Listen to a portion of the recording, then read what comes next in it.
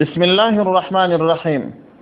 یو ورور پوښتنه کړې ده که چیرې یو سړی پر لمانځه باندې ولاړ وي او تعداد د رکعتو ځینې ورک سي چې 2 رکعاته مې کړي دي که مې 3 یا 3 مې کړي دي که 4.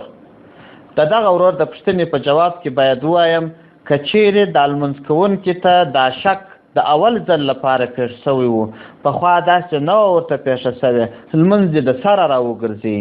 او که چیرې دا شک هره ورځ ورته پیښېدی نو بیا به فکر وکړي کې غالب ګمان دا و چې 2 رکعاته مې کړي دي، 2 یې صحیح دي او د 3 ګمان غلط دی.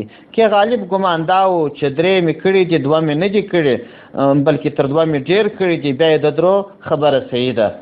او که چیرې ګمان یې وې خواته لعنتلی نو بیا یې هغه لږ رکعتونه صحیح دي، د هغه څه د حساب شروع کړي.